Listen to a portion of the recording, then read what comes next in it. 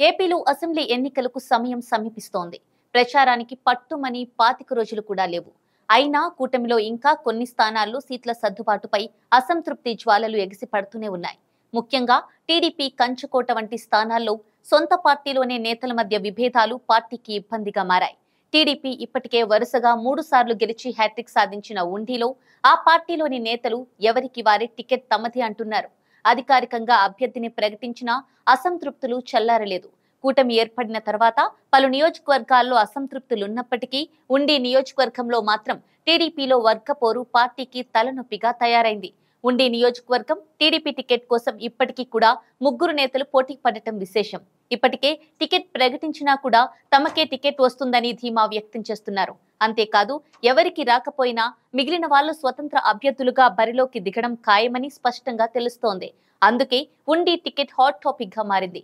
వాస్తవానికి ఉండి నియోజకవర్గంలో టికెట్ కేటాయింపు పెద్దగా రిస్క్ లేకుండానే సాగాల్సింది. అయితే నరసాపురం ఎంపీ రఘురామకృష్ణంరాజు ఎంట్రీతో ఒక్కసారిగా సీన్ మారిపోయింది. అది ఎప్పటికి తేలుతుందో తెలియదు కానీ 3 తామే కూటమి నేతలమంటూ ఇంటింటికి తిరుగుతూ ప్రచారాన్ని నిర్వహిస్తున్నారు. ఉండి నియోజకవర్గం పొత్తులో భాగంగా టీడీపీ తీసుకుంది. అక్కడ ఆల్రెడీ ఉన్న సిట్టింగ్ ఎమ్మెల్యే మంతెన రామరాజుకు టికెట్ కేటాయిస్తూ చంద్రబాబు ప్రకటించారు. సిట్టింగ్లందరికీ టికెట్లు గ్యారంటీ అని చెప్పినట్లుగానే రామరాజుకు టికెట్ కేటాయించారు. అయితే అప్పుడే ఉండి టీడీపీలో విభేదాలు భగ్గుమన్నాయి. మాజీ ఎమ్మెల్యే శివరామరాజు తనకు టికెట్ ఇవ్వకపోవడంతో ఆగ్రహించి తాను స్వతంత్ర అభ్యర్థిగా బరిలోకి దిగుతానని ప్రకటించారు.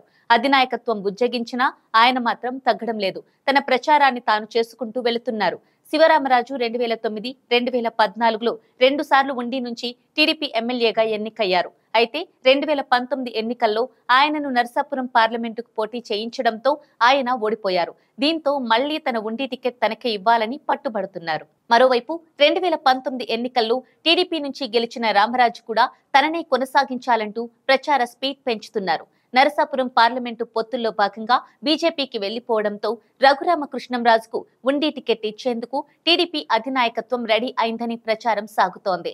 ఆయనను టీడీపీ పార్టీలోకి చేర్చుకుంది. ఇక రఘురామకృష్ణంరాజు తనకు ఉండి టికెట్ ఖచ్చితంగా వస్తుందని, ఈ నెల 22న నామినేషన్ వేయనున్నానని ప్రచారం చేసుకుంటున్నారు.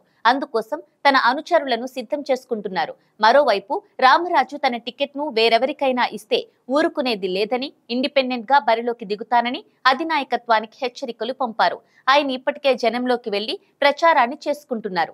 మరోవైపు మాజీ ఎమ్మెల్యే శివరామరాజు కూడా తాను స్వతంత్ర అభ్యర్థిగా బరిలో ఉంటానని ఇప్పటికే ప్రచారాన్ని నిర్వహించుకుంటున్నారు.